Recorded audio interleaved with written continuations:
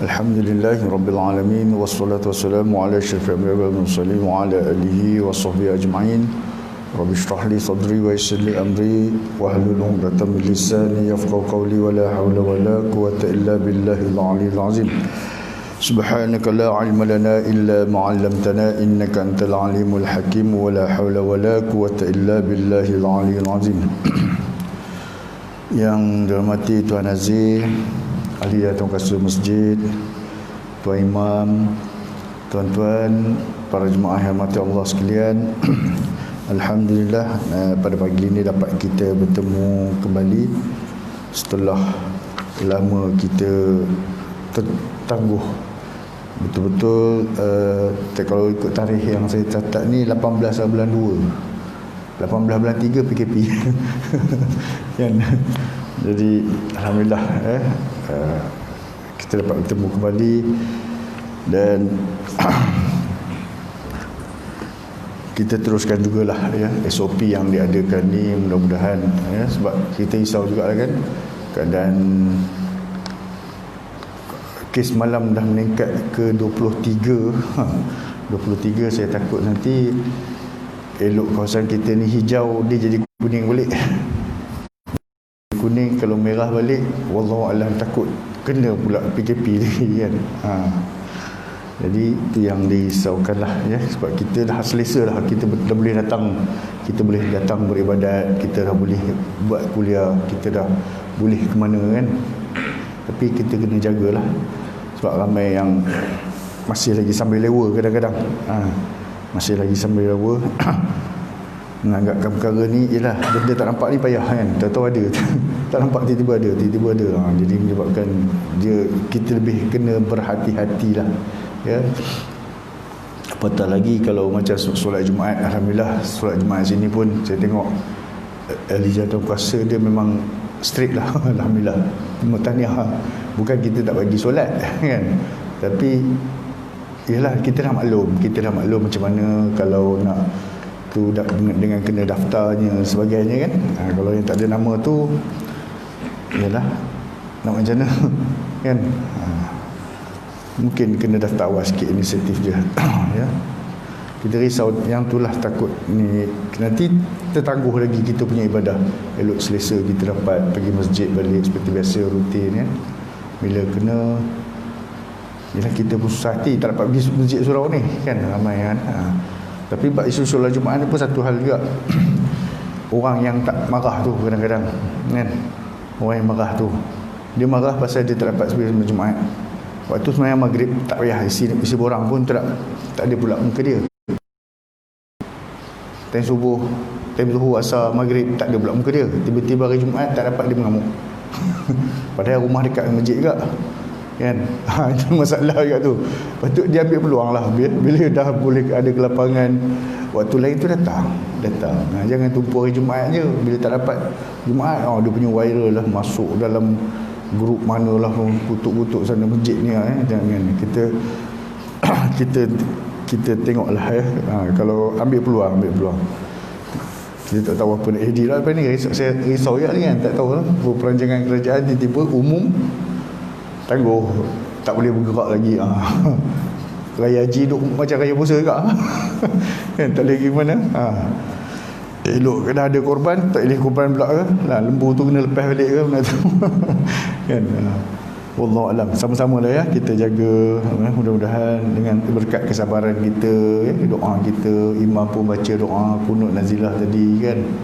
Mudah-mudahan kita sentiasa mengaminkan Allah berikanlah keselamatan dan pelihara kita daripada sebarang bentuk wabak-wabak yang boleh menyebabkan perkara yang tak diingini. Okey tuan-tuan, insya-Allah pada malam ni pada malam biasa malam pada pagi ni kita masuk tentang rukun kelima dalam bab akad nikah ni, iaitu dua orang saksi. Dua orang saksi. Kalau kita tahu pertamanya ada dua pengantin, kemudian wali kan, pengantin lelaki, pengantin perempuan, wali dan dua orang saksi. Apa itu dia ijab dan qabul sekali. Dan kelimanya, 2 orang saksi. Walaupun akad nikah yang sama dengan walaupun akad nikah sama dengan akad-akad yang lain mensyaratkan keredaan, ijab dan qabul, tetapi Islam amat memuliakan akad nikah. Kita dalam jual beli pun kita ada akad, kan? Saya jual, saya beli, ataupun bila ada redha meredai, kan? Kita pergi berkedai, kita beli barang, kadang-kadang kita tak adalah skema sangat. Tuan kedai, saya beli barang ni dengan harga tak ada, kita beli ya. Itu pun dah capai maksud ijab dan qabul dalam jual beli, kan? Itu macam maksud. Tetapi dalam akad nikah ni Islam memang jaga sungguh-sungguh, ya. Islam menjadikan sebahagian daripada agama dan pengabdian diri kepada Allah. Oleh itu, melakukannya dikira sebagai melakukan ketaatan kepada Allah dan mendekatkan diri kepadanya dan diberikan pahala. Itulah status nikah ni, ya. Tujuan dia Allah nak muliakan keturunan Bani Adam ni dengan pernikahan, nak jaga zuriat keturunan. Bukan main-main, ya. Nak jaga zuriat keturunan agar nasab keturunan kita tidaklah bercampur, ada yang syubhah keturunannya, kan? Tak sah tarafnya, tak tahu siapa bapaknya, maknya, takut benda ni tak sah ke. Jadi sebab itu ditelitikan sungguh-sungguh. Sebab apa? Antara tujuan perkahwinan ni ialah dia sebahagian pada agama dan dia mengabdikan diri kepada Allah, ya. Sebab kahwin tu kita nak capai redha Allah. Oleh kerana akad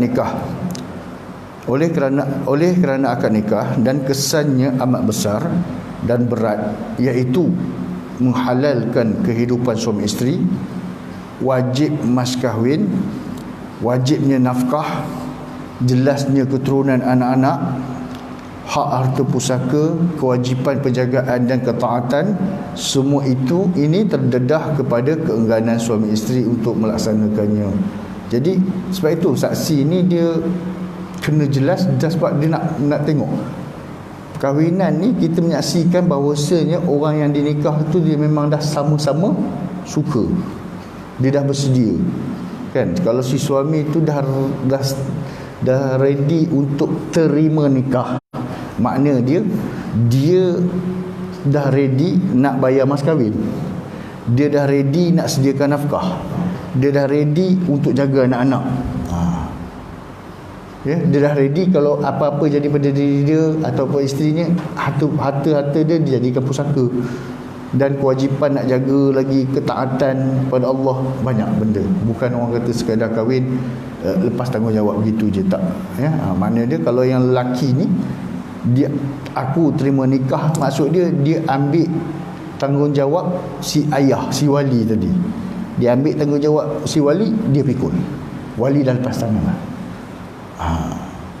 Bukannya sekadar orang kata nak kahwin, banyak benda dipikirkan. Maknanya dia kalau kita terima tu macam kita, kan, bila kita nikah, kita terima je, aku terima nikah isteri kita tu, maka segala-galanya kita atas tanggungjawab kita. Maknanya kita dah redha untuk bagi dia mas kahwin, nafkahnya dan sebagainya. Ada yang kita kahwin, isteri kita tak bekerja, betul tak? Bawah tanggungjawab kita lah, tanggungjawab kita. Mana kita dah memang bersedia untuk menerimanya. Itu berat, sebab itu menunjukkan bila kita menerima tu dan kita laksanakan pula, adalah tujuannya untuk mendapatkan keredaan Allah, kan? Kita nak dapatkan keredaan Allah SWT. Bila kita setiap sen yang kita belanjakan, kita nafkahkan untuk keluarga kita, di sisi Allah SWT dia sebagai satu sedekah.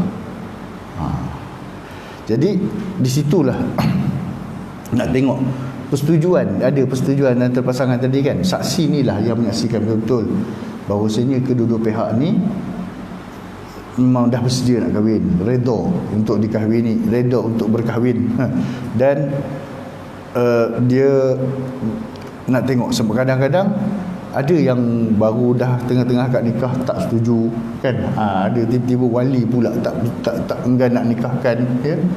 Jadi ini tujuan saksi. Saksi dia mengesahkan bahawasanya perkahwinan itu telah berlaku ijab dan qabulnya secara sah. Okay. Islam mengambil langkah berjaga-jaga dan mewajibkan kehadiran sekurang-kurang 2 orang saksi yang menyaksikan akad nikah. Jadi kalau kita ramai-ramai tak ada masalah, kita semua menyaksikan. Tetapi saksi yang rasmi yang tulis yang ditulis dalam sijil nikah tu 2 orang itulah. Tapi yang hadir ni kita juga turut menjadi saksi. Kan? Kalau tiba-tiba saksi pertama meninggal, anak orang ni memang kahwin, kita dah ramai-ramai tengok, ni ada haji, ni ada haji, ni ada, semua menyaksi, kita menyaksikan juga, ya.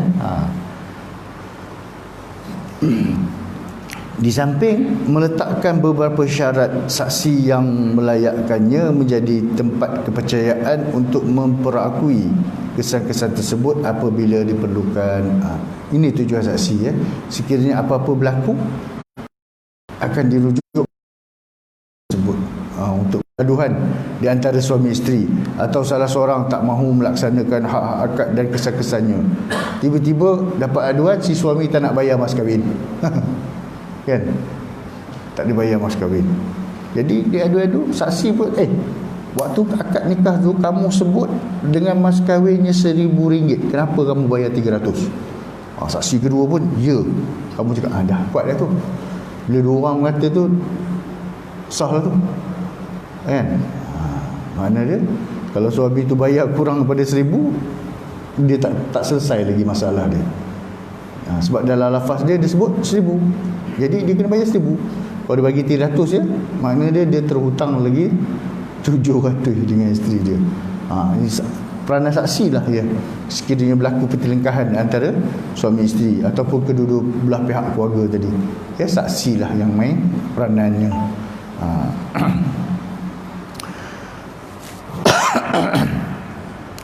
Dalil wajib seorang saksi dalam akad nikah.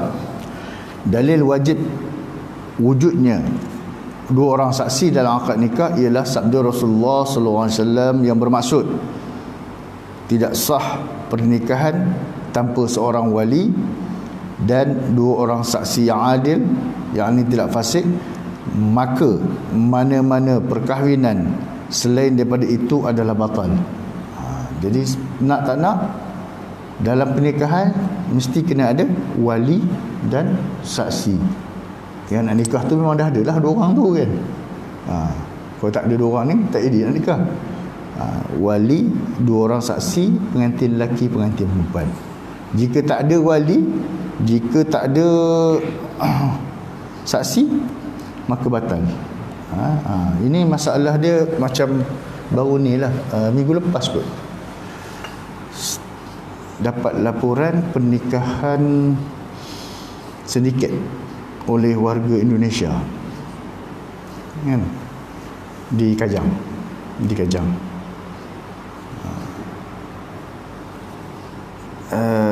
Adalah penguatkuasa kita, dia punya SB penguatkuasa kita lepas masuk dalam majlis tu.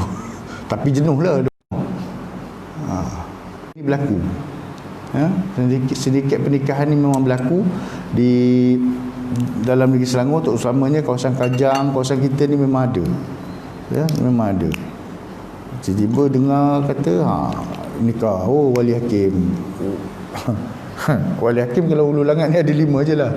Tuan Gadi, saya, Ustaz Nazri, Ustaz Ayub, Ustaz Zulhilmi. 5 ni. Kalau selain pada muka 5 ni bukan dia.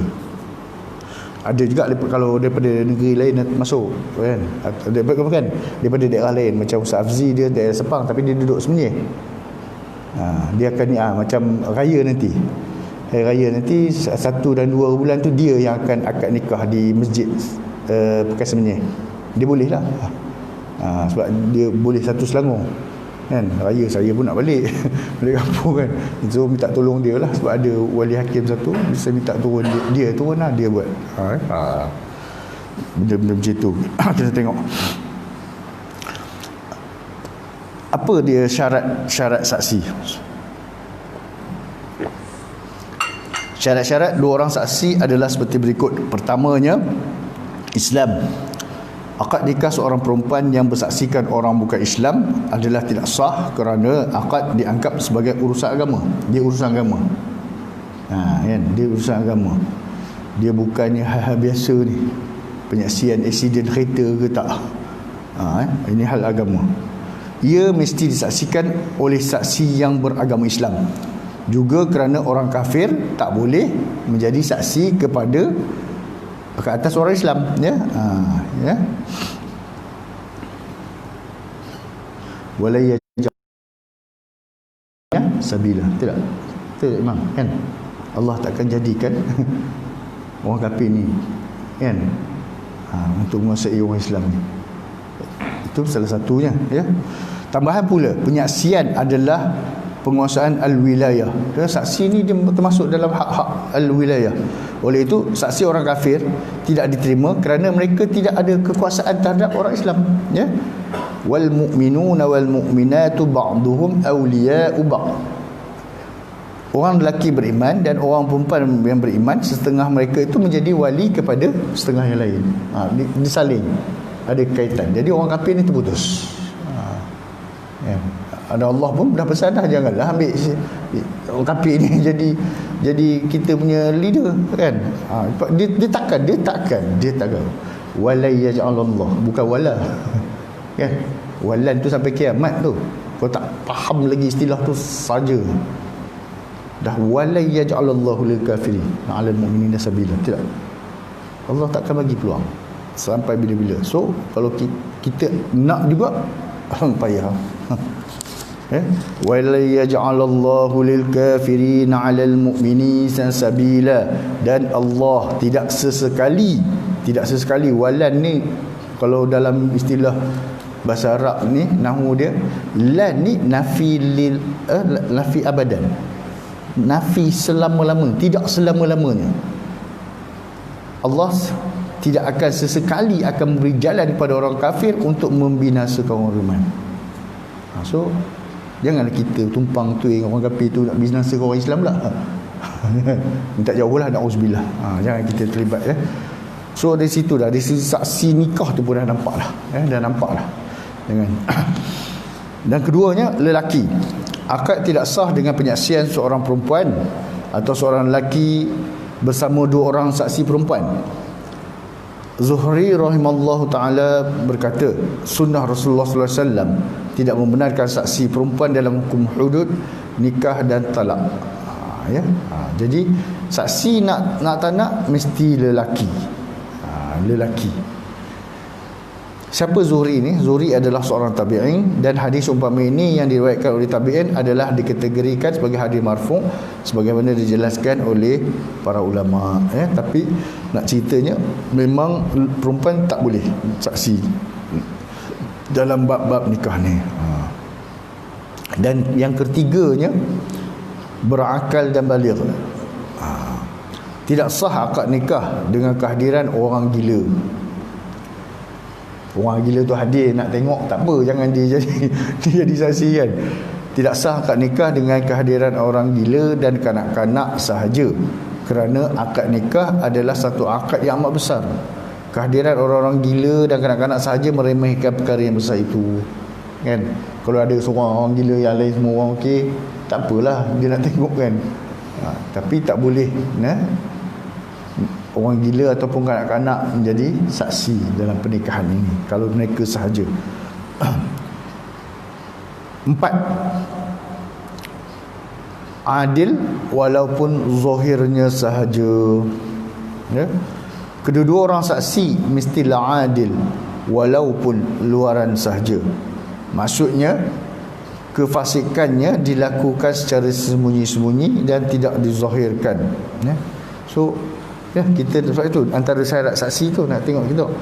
Tu kalau saya pun, kalau saya jadi, kalau nikah kat masjid pun, saya tengok, kalau kat masjid memang saya akan ambil Tok Bilal dengan Tok Imam lah kalau ada kan, AJK masjid. Jadi kita tahu dah AJK masjid secara zahir dia memang selalu datang masjid, selalu jaga solat jemaah.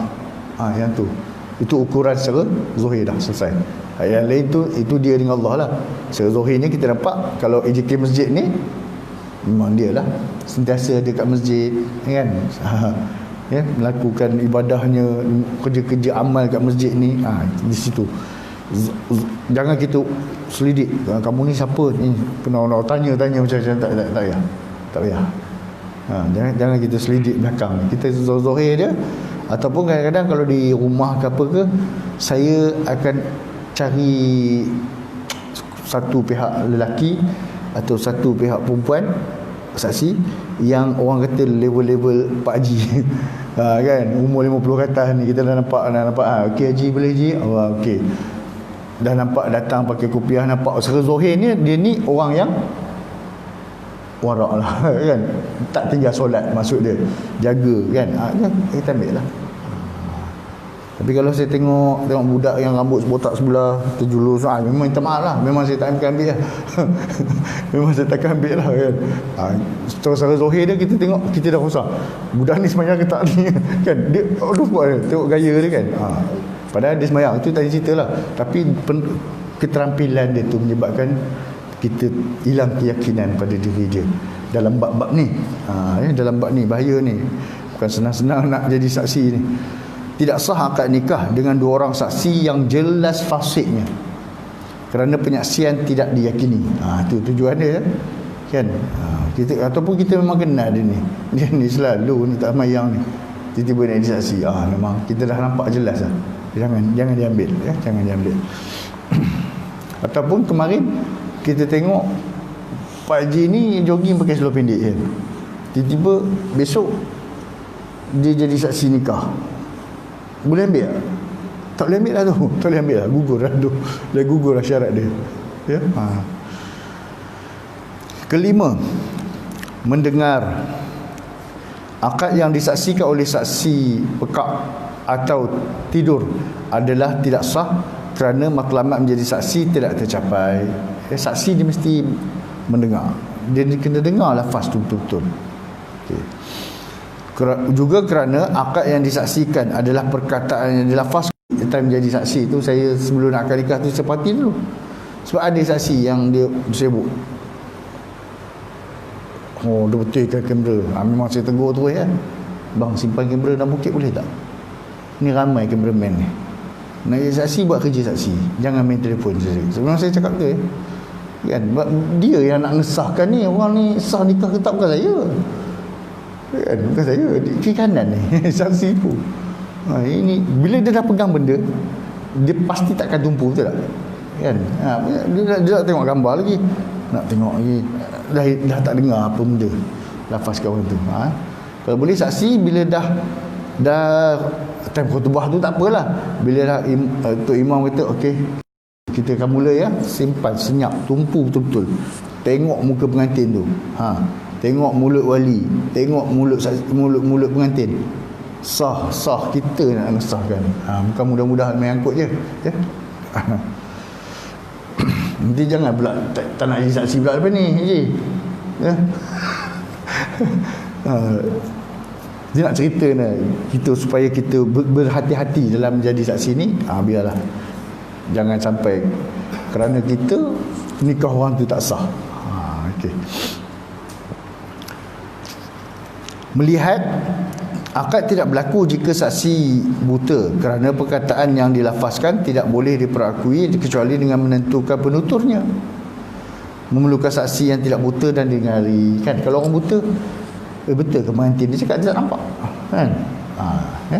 Dia dengar suara je, dia cam ke? Kena orang lain, orang sebelah dia yang cakap, aku terima nikahnya bukan pengantin, kan. Dia tak boleh nasahkan sebab dia buta, dia tak nampak, Jadi kalau melihat dan mendengar tu, dia tengok, betul keluar daripada mulut dia, nampak mulut kawan ni yang keluarkan suara, dia dengar, okey, dia inilah pengantin dia, kan. Sebab itu biasanya kita minta inilah IC dulu, kan, kita nak tengok, kan, asal. Okey, walaupun kadang-kadang saya tak tengok IC pun, saya buka dalam borang tu je, tengok. Okey. Tak pun kita test, pengantin perempuan nombor IC apa? Padahal depan kita dah ada ni, dia ada sebut tu, betul dah tu, ya. Kadang-kadang tanya kat pengantin lelaki, IC bakal isteri apa? Tu dia sebut, Maknanya dia memang dia hafal sungguh lah. Dia dah ingat dah bakal isteri belum kahwin pun dah hafal dah ni kan. Biasanya macam tu lah saya usik-usik dia orang kan, jangan bagi dia orang gelabah sikit. Okey, itu nombor 6, melihat. So ini antara syarat-syarat saksi tadi yang kita perlu lihat ya. Mendengar, melihat, adil, berakal, lelaki ya, dan Islam. Ini syaratnya. Okey. Menyaksikan kerelaan pengantin perempuan. Macam mana pula ya? Sunat menyaksikan kerelaan pengantin perempuan untuk melaksanakan akad itu. Ini berlaku dengan cara dua orang saksi yang cukup syarat mendengar keizinan dan keredaan pengantin perempuan untuk melaksanakan akad. Seperti dia berkata, aku rela dengan akad ini dan aku izinkan akad ini. Tapi anak dara Melayu ni takkan sebut benda tu. Betul tak? Itu beza dia. Dia antara setuju tak setuju anak dara dengan janda ni lain. Betul. Anak dara banyak. Selalu saya tanya pengantin perempuan, patutnya dia yang mengizinkan kalau dalam kitab dia kan ya? Aku rela dengan akad nikah ni. Cuba kita bertanya pada dia, pengantin perempuan memang setuju nak kahwin ni? Tunduk macam tu je. Betul tak pengantin lelaki ni? Betul. Tak salah. Selesai. Dia payah sikit nak keluar suara. Kalau pengantin ni kan. Kalau janda lain sikit. Itu pengalaman saya. Saya tanya, ni nak tanya pengantin perempuan ni, betul ni bakal suami ni? Betul Ustaz, betul. Tak salah orang, tak memang betul. Dia bersuara. Dia dah isi borang nikah tu, dia dah tanda tangan, maksudnya dia dah setuju, betul tak? Tapi untuk diperkuatkan lagi, ditanya pula ketika hari nikah, takut-takut dia berubah hati kan. Okey. Menjaga kehormatan bapa dan datuk. Okey. Anak terjerumus ke dalam maksiat. Ini berlaku dengan cara dia memberikan mas kahwin yang sama nilai mas kahwin seorang pengantin perempuan yang merdeka, atau dia berkata pada mereka, kahwinlah, saya akan berikan. Ini kisahnya kalau bapa nak kahwin. Anak kena bagi. Kalau bapa tu tak ada mas kahwin, anak wajib bagi. Dia kata ini berlaku, ini dengan cara dia memberikan mas kahwinnya yang sama nilai mas kahwin seorang pengantin perempuan yang merdeka kepada mereka, kahwinlah, saya akan berikan kamu mas kahwin. Kan, kes bapa nak kahwin. Bapa nak kahwin, tiba-tiba anak tak bagi. Ada ya, nak kata tua sangat tak, umur dalam 40-an, ujung-ujung 40-an, isteri meninggal, so nak kahwin. Yang menentang anak perempuan umur 21, umur 22, tak bagi ayah ni kahwin. Ayah ni dah tak sayang mak ke, arwah mak ni dah, nama pun letak arwah depan kan. Benda dah tak ada tak kan, benda tak ada, benda dah tak ada. So kalau macam tak, dia fikir tu, dia fikir abang ayah sanggup, mak dah meninggal dah lah kan. Habis tu mak dia boleh balik ke?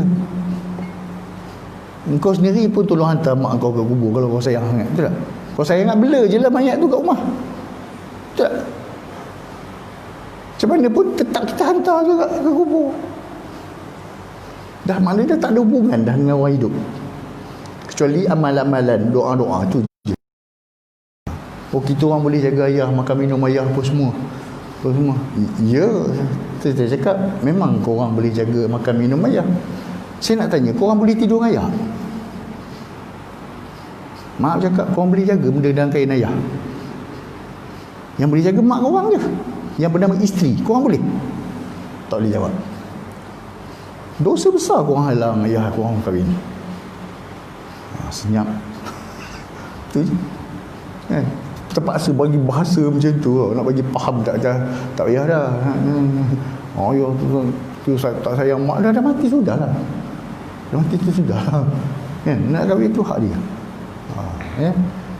Sebab dia orang anak dia tak kahwin lagi kan? Dia tak tahu lagi kehidupan rumah tangga tu macam mana kan.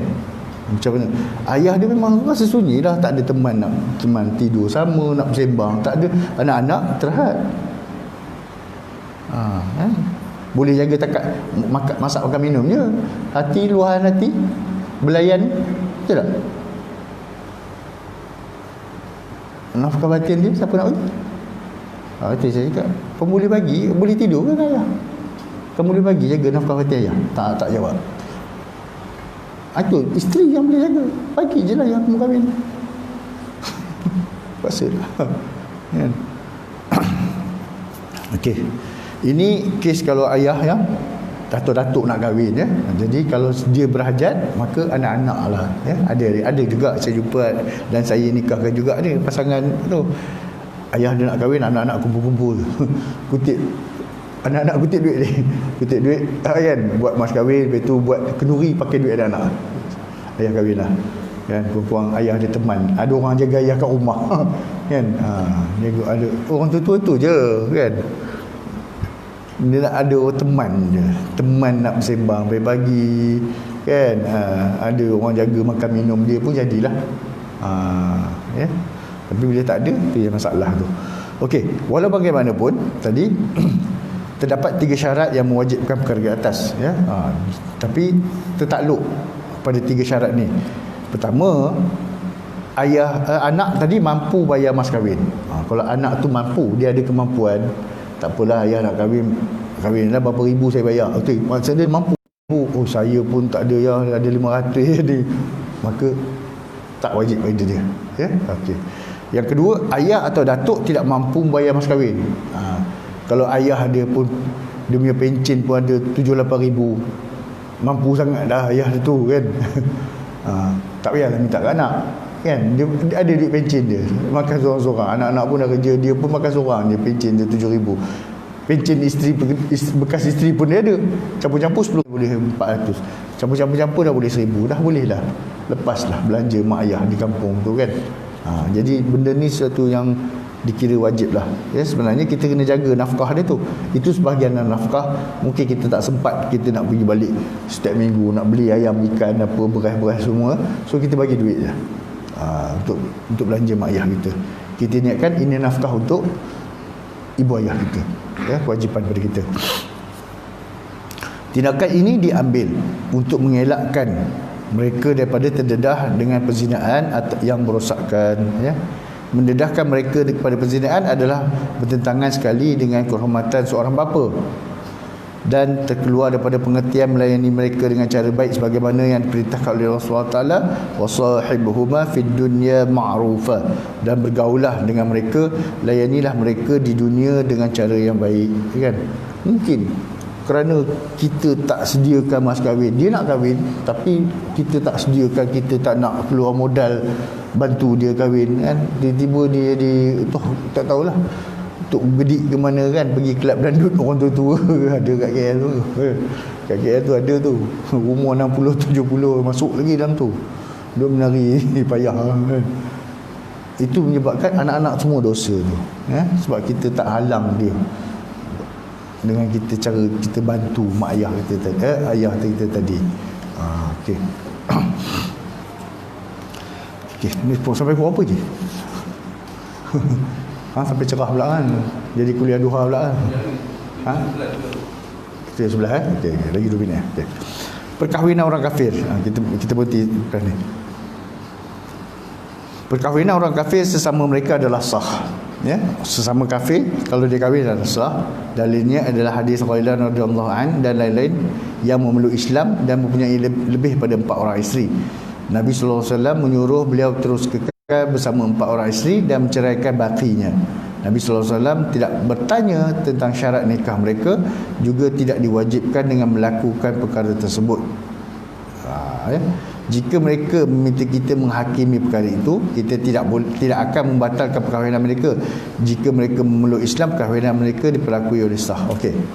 Kalau pasangan suami isteri, sebelum ni mungkin dia agama Buddha, dia agama Hindu, agama Kristian, kemudian dia dapat hidayah, jadi masuk Islam.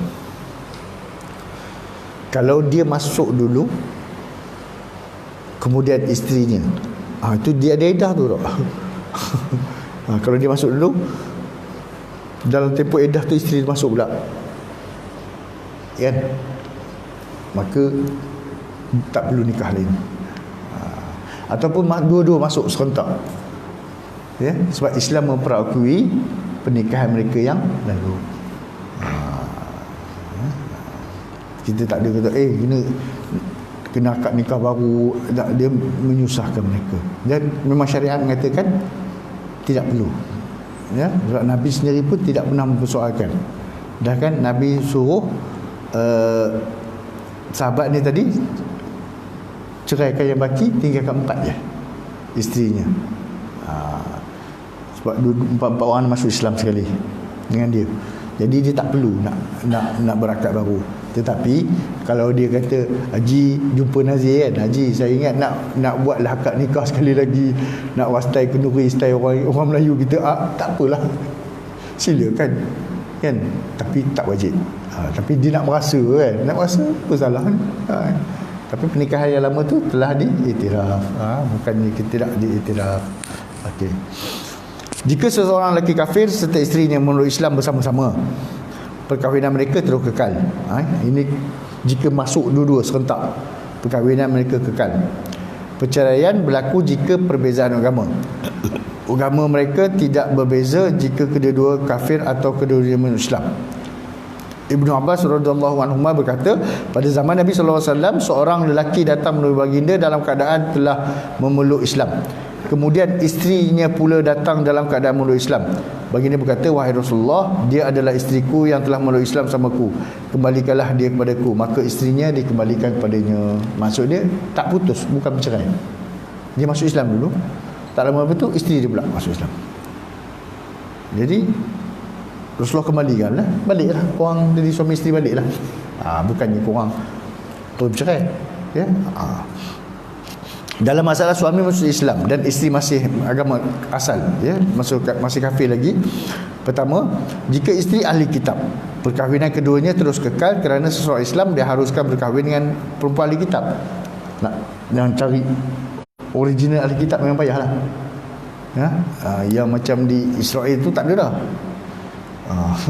Kan, jadi ahli kitab yang betul-betul memegang kitab Ibrani tu tak ada dah. Payah.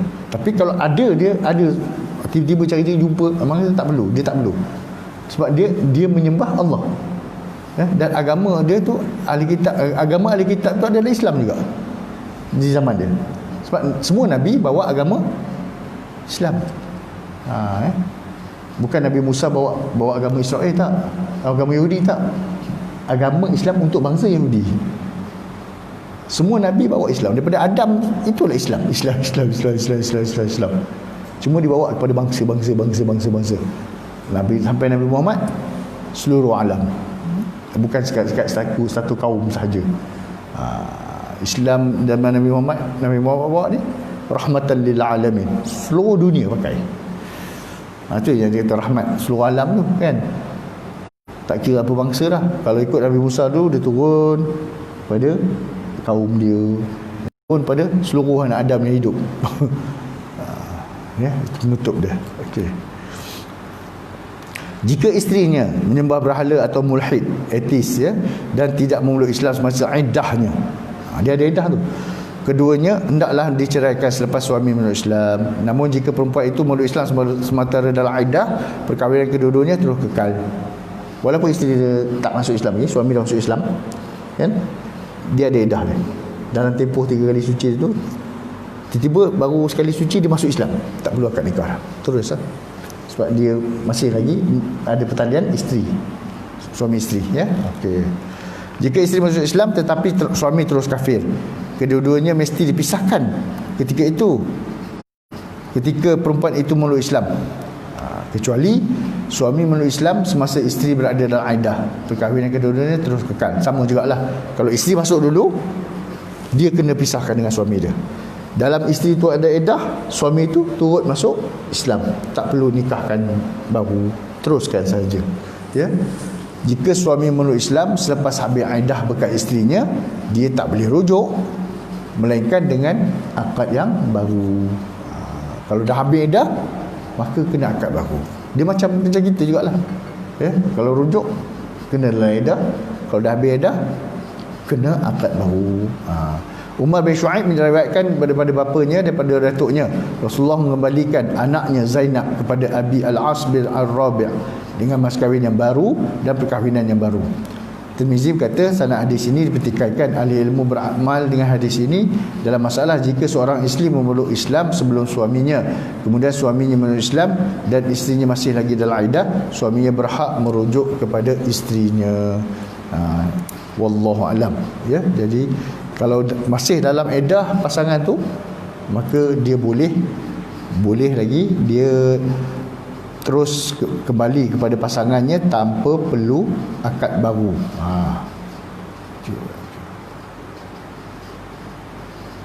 Okey, ada apa-apa, ada jangan tuan-tuan, ada soalan? Ya, tuan.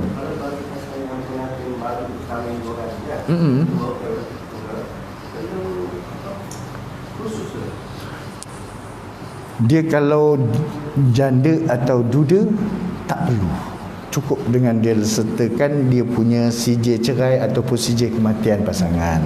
Tak perlu. Janganlah umur 70 masuk kursus itu untuk budak-budak. Tak perlulah, tak perlu. Wallahu alam.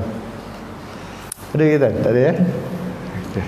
Bismillahirrahmanirrahim. Alhamdulillahirabbil alamin wassalatu wassalamu ala asyrafil anbiya'i wal mursalin wa ala alihi washabbihi ajma'in. Allahumma shrah bil Qur'anil azim sudurana wa azim bihi ujurana wa hassin bihi akhlaqana wa nawwir bihi qulubana wa quburana ya Allah ya karim bi rahmatika ya arhamar rahimin. Wa sallallahu ala sayyidina Muhammad wa ala alihi washabbihi ajma'in walhamdulillahirabbil alamin.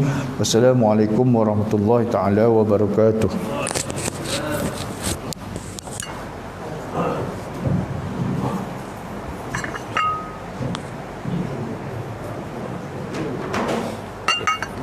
Terima kasih.